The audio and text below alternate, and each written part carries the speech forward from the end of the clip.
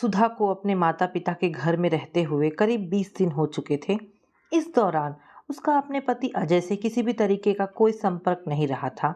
उस शाम अजय को अचानक घर आया देखकर वह हैरान हो गई। बेटी, आपसी मनमुटाव को ज़्यादा लंबा खींचना खतरनाक साबित हो जाता है। अजय के साथ समझदारी से बातें करना। अपनी माँ की इस सलाह पर कोई प्रतिक्रिया जाहिर किए बिना सुधा ड्राइंग रूम में अजय के सामने पहुंच गई। तुम्हें मेरे साथ घर चलना पड़ेगा, सुधा। अजय ने बिना कोई भूमिका बांधे सख्त लहजे में कहा। तुम्हारा घर मैं छोड़ आई हूँ। सुधा ने भी रूखे अंदाज में अपना फैसला उसे सुना दिया। क्या हमेशा के लिए? अजय ने उत्तेजित होकर सवाल किया। ऐसा ही समझ लो, सुधा ने विद्रोही स्वर में जवाब दिया। बेकार की बात मत करो, मेरी सहन शक्ति का तार टूट गया तो पछताओगी। अजय भड़क उठा। मुझे डराने धमकाने का अब कोई फायदा नहीं है, सुधा ने निडर होकर कहा। अगर तुम्हें और कोई बात नहीं कहनी है तो मैं अपने कमरे में जा रही हूँ। अजय ने अपनी पत्नी को अचरज भरी निगाहों से देखा। उनकी शादी को करीब 14 साल हो चुके थे। इस दौरान उसने कभी सपने में भी कल्पना नहीं की थी कि सुधा ऐसे विद्रोही अंदाज में उससे पेश आएगी। उठकर खड़ी होने को तैयार सुधा को हाथ के इशारे से अजय ने बैठने को कहा और फिर बताया कि कल सुबह रोहन और आयुषी हॉस्टल से एक हफ्ते की छुट्टियां बिताने घर आ रहे हैं। कुछ देर सोच में डूबी रहने के बाद सुधा ने व्याकुल स्वर में कहा, उन दोनों को यहाँ मेरे पास छोड़ जाना। तुम्हें पता है कि तुम क्या बकवास कर रही हो? वह दोनों यहाँ नहीं आएंगे। अजय गुस्से से फट पड़ा। फिर जैसी तुम्हारी मर्जी, मैं बच्चों से कहीं बाहर मिल लिया करूँगी। सुधा ने थके से अंदाज में अजय का फैसला स्वीकार कर लिया। ये कैसी मूर्खता भरी बात मुँह से निकाल रही हो? तुम्हारे बच्चे 6 महीने बाद घर लौट रहे हैं और तुम उनके साथ घर रहने नहीं आओगी? तुम्हारा यह फैसला सुनकर मुझे अपने कानों पर विश्वास नहीं हो रहा। अपने बच्चों के साथ कौन माँ नहीं रहना चाहेगी? सुधा का अचानक गला भर आया। मैं अपने निर्णय से मजबूर हूँ। मुझे उस घर में लौटना ही नहीं है। हम अपने झगड़े बाद में निपटा लेंगे। सुधा, फिलहाल तो बच्चों के मन की सुख शांति के लिए घर चलो। तुम्हें घर में ना पाने का सदमा वे दोनों कैसे बर्दाश्त करेंगे? अब वे दोनों बहुत छोटे बच्चे नहीं हैं। रोहन 12 साल का और आयुषी 10 साल की हो रही है। उन दोनों को बेकार ही मानसिक कष्ट पहुंचाने का फायदा क्या होगा? अजय ने चिढ़ से अंदाज में उसे समझाने की कोशिश की। एक दिन तो बच्चों को यह पता लगेगा ही कि हम दोनों अलग हो रहे हैं। यह कड़वी सच्चाई उन्हें इस बार पता ही लग जाने दो। उदास सुधा अपनी जीत पर अड़ी रही। ऐसा हुआ ही क्या है हमारे बीच जो तुम यूँ अलग होने की बकवास कर रही हो? अजय फिर गुस्से से भर गया। मुझे इस बारे में तुमसे अब कोई बहस नहीं करनी।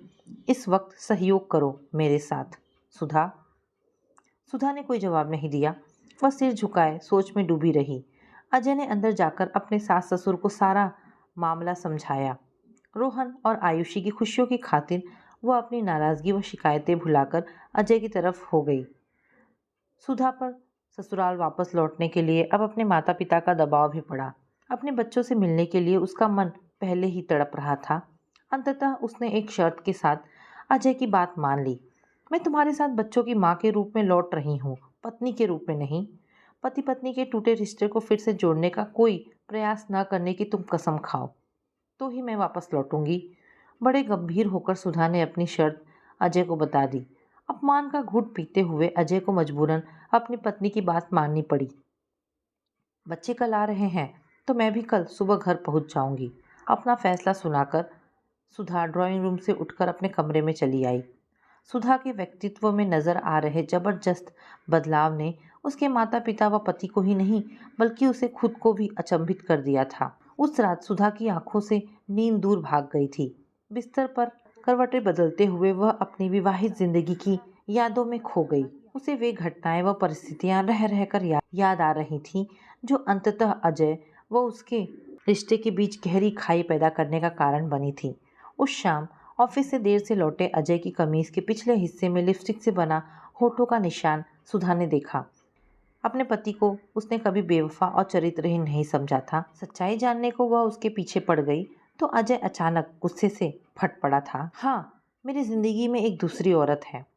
सुधा के दिल को गहरा जख्म देते हुए उसने चिल्लाकर कबूल किया।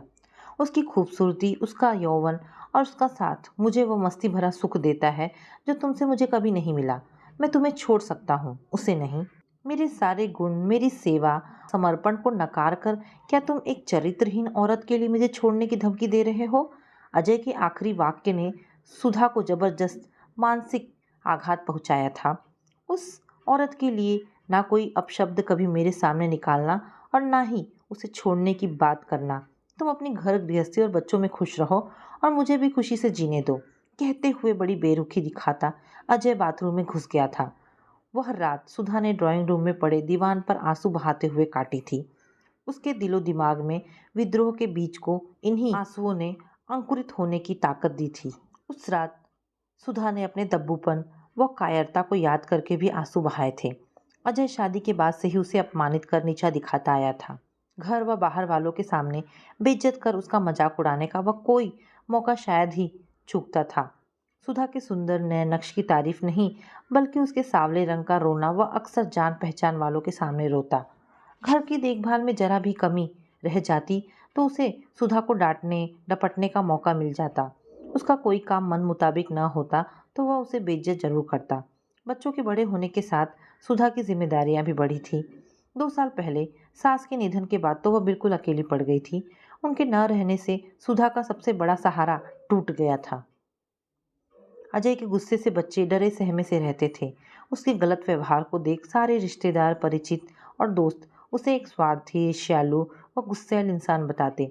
सुधा मन ही मन कभी कभी बहुत दुखी व परेशान हो जाती, पर कभी किसी बाहरी व्यक्ति के मुंह से अजय की बुराई सुनना उसे स्वीकारना था। वह दिल के बहुत अच्छे हैं, मुझे बहुत प्यार करते हैं और बच्चों में तो उनकी जान बसती है। मैं बहुत खुश हूँ उनके साथ। सुधा सबसे यह कहती भी थी और अपने मन की गहराइयों में इस विश्वास की जड़ें खुद भी मजबूत करती रहती थी। घर में डरे सहमे से रह रहे आयुषी व रोहन के व्यक्तित्व के समुचित विकास को ध्यान में रखते हुए वह उन्हें पिछले साल हॉस्टल में डालने को तैयार हो गई थी। उनकी पढ़ाई और घर का ज़्यादातर खर्चा वो अपनी तनख्वाह से चलाती थी। अजय करीब 1 साल से घर खर्च के लिए ज़्यादा रुपए नहीं देता था। यह सुधा को उस रात ही समझ में आया कि यह जरूर अपनी प्रेमिका पर ज़रूरत से ज़्यादा खर्चा करने के कारण घर की जिम्मेदारियों से हाथ खींचने लगा है। अगले दिन वह ऑफिस नहीं गई थी।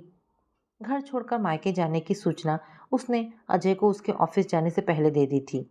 तुम जब चाहे लौट सकती हो, मैं तुम्हें कभी लेने नहीं आऊँगा, यह ध्यान रखना। उसे समझाने मनाने के बजाय उसने उल्टे धमकी दे डाली थी। मैं इस घर में कभी नहीं लौटूंगी। सुधा ने अपना फैसला उसे बताया तो अजय मखौल उड़ाने वाले अंदाज में हंसकर घर से बाहर चला गया था। अजय चाहेगा तो वह उसे तलाक दे देगी, पर उसके पास अब कभी नहीं लौटेगी। सुधा की इस विद्रोही जिद को उसके माता पिता लाख कोशिश करके भी तोड़ नहीं पाए थे, लेकिन एक माँ अपने बच्चों के मन की सुख शांति व खुशियों की खातिर अपने बेवफा पति के घर लौटने को तैयार हो गई थी। सुधा को अगले दिन उसके माता पिता अजय के पास ले गए। उसने वहां पहुंचते ही पहले घर की साफ सफाई की और फिर रसोई संभाल ली। अपनी बेटा बेटी के लिए वह उनकी मनपसंद चीज़ें बड़े जोश के साथ बनाने के काम में जल्दी ही व्यस्त हो गई थी। अजय और उसके बीच नाम मात्र की बातें हुई। दोनों बच्चों को स्टेशन से लेकर अजय जब 10 बजे के करीब घर लौटा तब घर में एकदम से रौनक आ गई थी। रोहन और आयुषी के साथ खेलते, हंसते, बोलते और घूमते फिरते सुधा के लिए समय पंख लगाकर उड़ चला। दोनों बच्चे अपने स्कूल व दोस्तों की बातें करते ना थकते। उनके हंसते मुस्कुराते चेहरों को देखकर सुधा फूली ना समाती। जब कभी सुधा अकेली होती तो उदास मन से ये जरूर सोचती कि अपने कलेजे के टुकड़ों को कैसे बताऊंगी कि मैंने उनके पापा को छोड़कर अलग रहने का फैसला किया है। उन हालात को यह मासूम कैसे समझेंगे जिनके कारण मुझे इतना कठोर निर्णय करना पड़ा है। वह रात को बच्चों के साथ उनके कमरे में सोती। दिन भर की थकान इतनी होती कि लेटते ही गहरी नींद आ जाती और मन को परेशान या दुखी करने वाली बातें सोचने का समय ही ना मिलता। अजय इन तीनों की उपस्थिति में अधिकतर चुप रहकर इनकी बातें सुनता। उसमें आए बदलाव को सबसे पहले रोहन ने पकड़ा।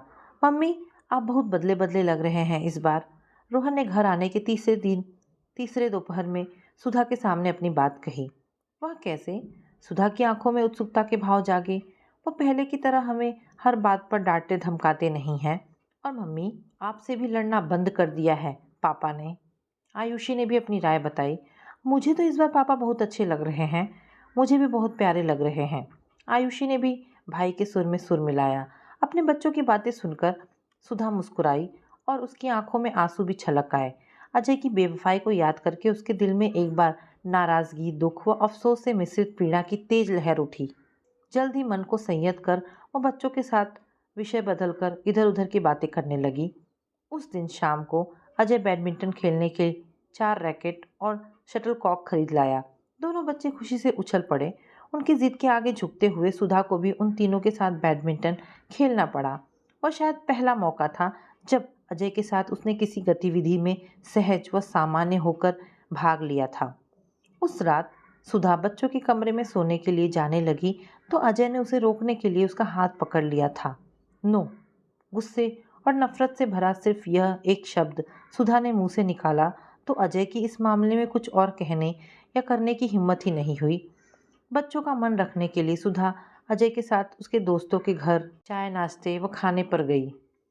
अजय के सभी दोस्त व उनकी पत्नियों ने सुधा के सामने उसके पति के अंदर आए बदलाव पर कोई ना कोई अनुकूल टिप्पणी जरूर की थी।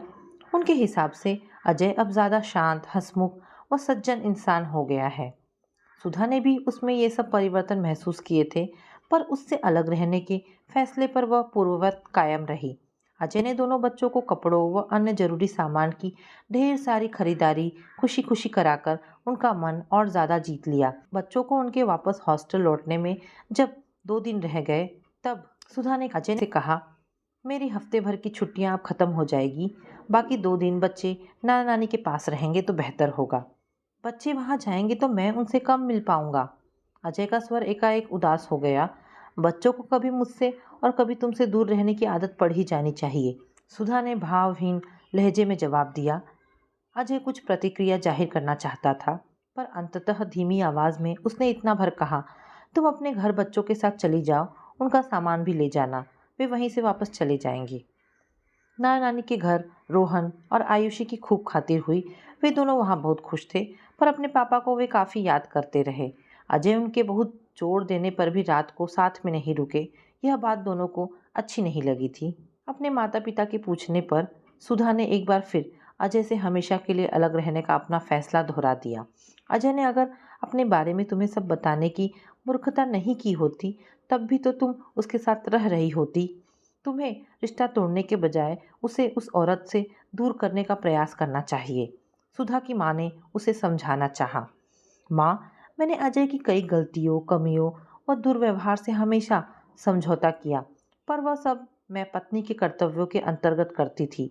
उनकी जिंदगी में दूसरी औरत आ जाने के बाद मुझ पर अच्छी पत्नी के कर्तव्यों को निभाते रहने के लिए दबाव ना डालें। मुझे अजय के साथ नहीं रहना है। सुधा ने कठोर लहजे में अपना फैसला सुना दिया था। अगले दिन बच्चे अपने पापा का इंतजार करते रहे, पर वह उनसे मिलने नहीं आए।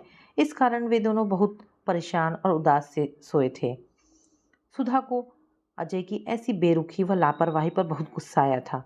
उसने अगले दिन ऑफिस से अजय को फ़ोन किया और गुस्से के स्वर में शिकायत की, बच्चों को यूँ परेशान करने का तुम्हें कोई अधिकार नहीं है। कल उनसे मिलने क्यों नहीं आए? एक ज़रूरी काम में व्यस्त था। अजय का गंभीर स्वर सुधा के कानों में पहुंचा। मैं सब समझती हूँ तुम्हारे ज़रूरी काम। अपनी गर्लफ्रेंड से मिलने की खातिर अपने बच्चों का दिल दुखाना ठीक नहीं है। आज तो आओगे ना? अपनी गर्लफ्रेंड से मिलने सचमुच आज मुझे नहीं जाना, इसलिए बंदा तुम सबसे मिलने जरूर हाजिर होगा। अजय की हंसी सुधा को बहुत बुरी लगी, तो उसने जल भून कर फ़ोन काट दिया। अजय शाम को सबसे फेमस शॉप की रसमलाई लेकर आया। यह सुधा की सबसे ज़्यादा पसंदीदा मिठाई थी। वह नाराज़गी की परवाह न करके उसके साथ हंसी मजाक व छेड़छाड़ करने लगा। बच्चों की उपस्थिति के कारण वह उसे डांट डपट नहीं सकी। अजय दोनों बच्चों को मार्केट घुमा कर लाया। फिर सबने एक साथ खाना खाया। सुधा को छोड़कर सभी का मूड बहुत अच्छा बना रहा। बच्चों को सोने के लिए भेजने के बाद अजय से उलझने को तैयार थी, पर उसने पहले से हाथ जोड़कर उससे मुस्कुराते हुए कहा, अपने अंदर के ज्वालामुखी को कुछ देर और शांत रखकर ज़रा मेरी बात सुन लो dear. Don't call me dear. Sudha चिढ़ पड़ी। यहाँ बैठो प्लीज़। अजय ने बड़े अधिकार से सुधा को अपनी बगल में बिठा लिया, तो वह ऐसे हैरान हुई कि गुस्सा करना ही भूल गई। मैंने कल पुरानी जॉब छोड़कर आज से नई जॉब शुरू कर दी है। कल शाम मैंने अपनी प्रेमिका से पूरी तरह से संबंध तोड़ लिया है और अपने अतीत के गलत व्यवहार के लिए मैं तुमसे माफ़ी मांगता हूँ। अजय का स्वर भावुक था। उसने एक बार फिर सुधा के सामने हाथ जोड़ दिए। मुझे तुम्हारे ऊपर अब कभी विश्वास नहीं होगा, इसलिए इस विषय पर बात करके ना खुद परेशान हो ना मुझे तंग करो। ना चाहते हुए भी सुधा का गला भर आया। अपने दिल की बात मुझे कह लेने दो सुधा। सब तुम्हारी तारीफ करते हैं पर मैंने हमेशा तुम्हें कमियां ढूंढकर तुम्हें गिराने व नीचा दिखाने की कोशिश की, क्योंकि शुरू से ही मैं हीन भावना का शिकार बन गया था। तुम हर काम में कुशल थी और मुझसे ज़्यादा कमाती भी थी।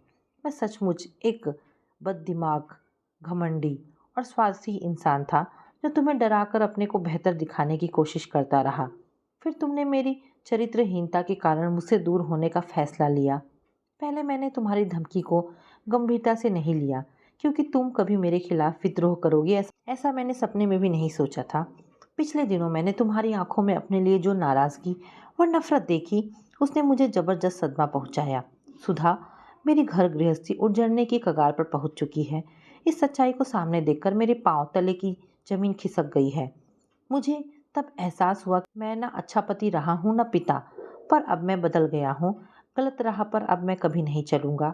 यह वादा दिल से कर रहा हूँ। मुझे अकेला मत छोड़ो। एक अच्छा पति, पिता व इंसान बनने में मेरी मदद करो। तुम माँ होने के साथ साथ मुझसे कहीं ज़्यादा समझदार व सुघड़ स्त्री हो। महिलाएं घर की रीढ़ होती हैं। मेरे पास लौटकर हमारी घर गृहस्थी को उजड़ने से बचा लो प्लीज़। यूँ प्रार्थना करते हुए अजय का गला भर आया। मैं सोचकर जवाब दूंगी। अजय के आंसू न देखने व अपने आंसू उसकी नज़रों से छिपाने की खातिर सुधा ड्राइंग रूम से उठकर बच्चों के पास चली गई। अपने बच्चों के मायूस सोते चेहरे को देखकर वह रो पड़ी। उसके आंसू खूब बहे और इन आंसुओं के साथ ही उसके दिल में अजय के प्रति नाराज़गी, शिकायत व गुस्से के सारे भाव बह गए। कुछ देर बाद अजय उससे कमरे में विदा लेने आया। आप रात को यहीं रुक जाओ, कल बच्चों को जाना है।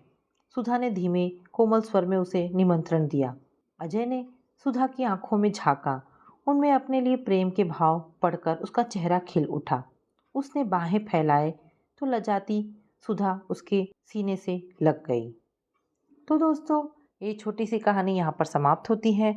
आशा करती हूँ कहानी आपको पसंद आई होगी। दोस्तों, अगर कहानी पसंद आई है तो प्लीज़ इसे लाइक एंड शेयर करें। और हाँ, ऐसी ढेरों पारिवारिक और शिक्षा